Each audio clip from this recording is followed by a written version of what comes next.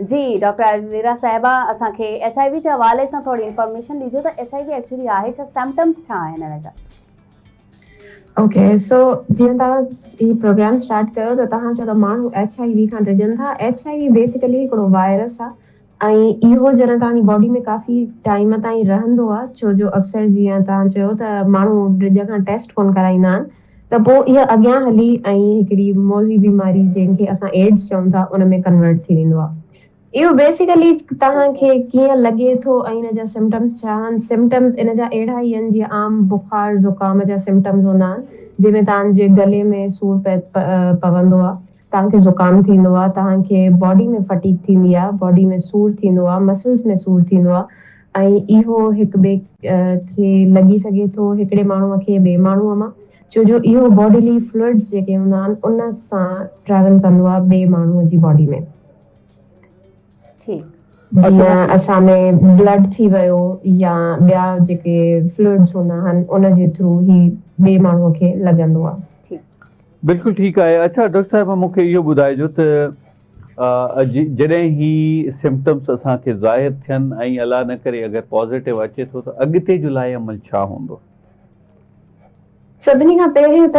तव्हां जीअं पहिरीं ॻाल्हि कई त असां वटि माण्हू इन शइ खे ॾाढो फोकस कंदा आहिनि त अलाह कंदो इहा शइ कान हूंदी, पर हू टेस्ट जे तरफ़ वेंदा कोन्हनि ऐं इते ई हू सॼी ग़लती कंदा आहिनि, छो जो जेसिताईं तव्हां टेस्ट कोन कंदव त हिकिड़ो त तव्हांजो स्टेटस क्लियर थी वेंदो, तव्हांजो माइंड क्लियर थी वेंदो त आया मूंखे इहा शइ आहे या त कान्हे। पोइ ॿ ॻाल्हियूं थियूं, जे तव्हांखे इहा शइ आहे त तव्हां इलाज रिमूव कंदव, छो जो इन जो इलाज मौजूदु आहे ऐं पूरे पाकिस्तान में बि मौजूदु आहे।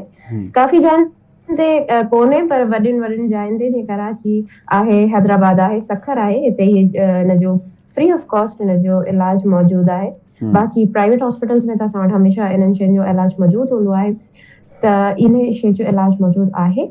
एंड अगरि तव्हां टेस्ट ई न कराईंदव त तव्हांखे पंहिंजो स्टेटस ई ख़बर न हूंदो, ऐं जॾहिं तव्हांखे पंहिंजो स्टेटस ख़बर न आहे त तव्हां इहा शइ ॿियनि खे ट्रांसफर करे सघो था ऐं तव्हांखे बि ख़बर न हूंदी त आया इहा शइ मूं में आहे ऐं मां इहा शइ ॿियनि खे ट्रांसफर करे सघां थो या करे सघां थी। बिल्कुलु ठीकु। डॉक्टर, अवां थोड़ी देरि पहिरियां चयो त ही आम बीमारी जीअं असांखे बुखार वग़ैरह थिए थो,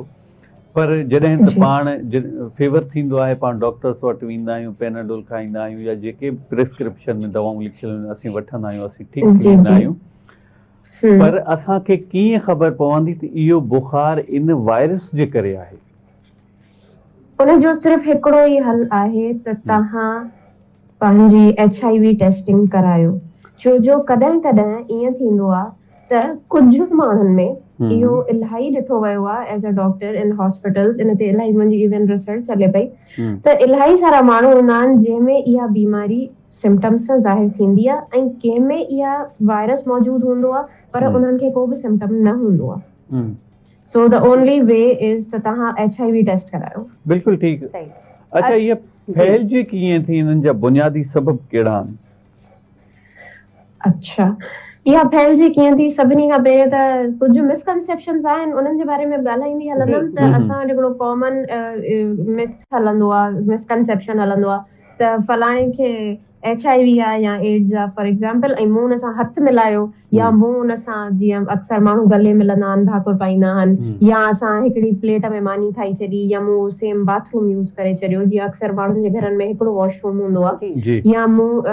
हुनखे उन मच्छर खाधो ऐं मूंखे उन मच्छर खाधो, त इन्हनि सभिनी शयुनि सां HIV ट्रांसफर न थींदो आहे। या इवन तव्हां जीअं हिकिड़े स्विमिंग पूल में माण्हू विञजनि था पिया, जीअं अॼुकल्ह तव्हांखे ख़बर आहे गर्मियूं आहिनि, त इन सॼे तरीक़े सां HIV ट्रांसफर न थींदो आहे। HIV सिर्फ़ बॉडी जे फ्लूइड्स में हूंदो आहे, जंहिंमें असांजो ब्लड अचे थो, असांजो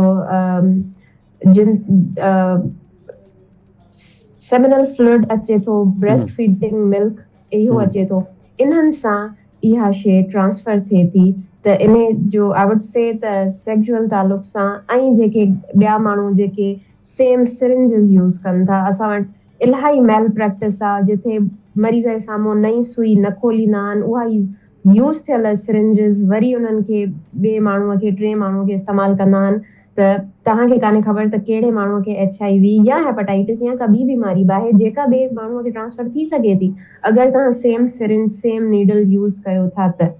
सही। डॉक्टर अलवीरा साहिबा, हिकिड़ो त ॿियो बि असां वटि हिकिड़ो अलमियो थी वियो आहे या वरी ईअं खणी चइजे त फैशन थी वियो आहे जेकी असीं ॾंदनि जी सफ़ाई करायूं था, या वरी कंहिंजी शादी थिए थी, सीज़न आहे शादियुनि जो, उन खां पहिरीं वञी करे पहिरें ॾंदनि जी सफ़ाई ऐं जेके ॾंद टेड़ा आहिनि उन्हनि खे सिधो कराइण ऐं उन्हनि जा जेके पार्टिकल्स हूंदा आहिनि उहे बि ट्रांसफर थी वेंदा आहिनि हिक ॿिए में। छा इतां बि HIV या एड्स लॻी सघे थो? अच्छा, HIV इतां लॻी सघे थो एग्ज़ैक्टली जीअं इहो सेम शइ आहे त तव्हां पंहिंजा औज़ार, हाणे उन्हनि में औज़ारनि में का बि शइ अचे थी, तव्हांजो जीअं मर्दनि जो फेस रेज़र अची थो वञे या ब्लेड जंहिं ते तव्हांजो ब्लड या का अहिड़ी शइ अचे थी, त अगरि उन सफ़ाई कंदे उन टूल ते ब्लड लॻी थो वञे, छो जो अक्सर माण्हुनि खे थोरी घणी ब्लीडिंग थी वेंदी आहे जॾहिं ॾंदनि जी सफ़ाई कराईंदा आहिनि, ऐं अगरि तव्हां उन खे साफ़ नथा कयो,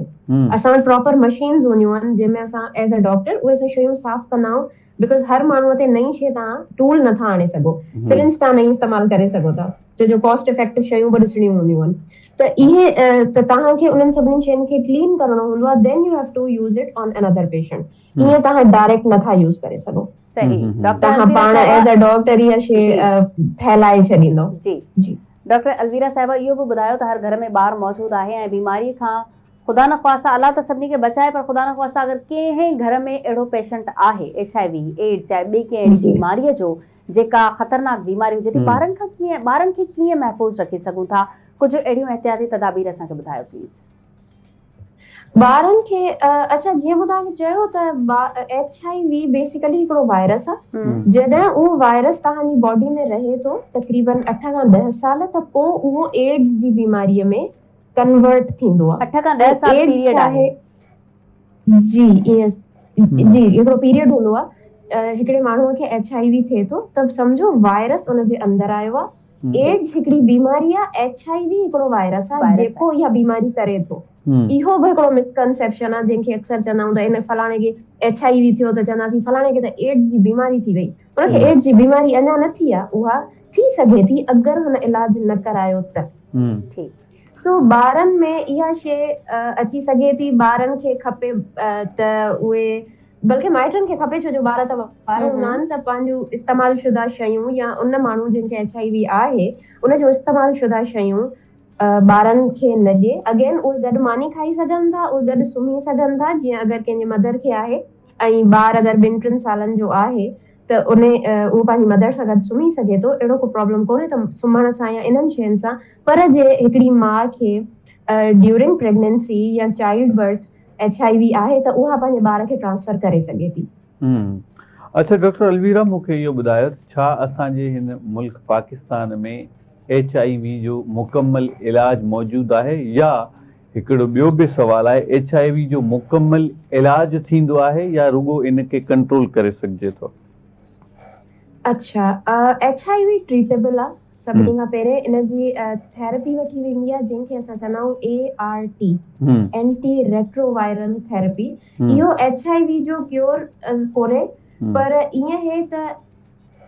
HIV असांजे ह्यूमन में अंदरि जेके इंसान जे अंदरि ब्लड हूंदो आहे उन में वाइट जुज़ा हूंदा आहिनि जंहिंखे वाइट सेल्स चवंदा आहियूं,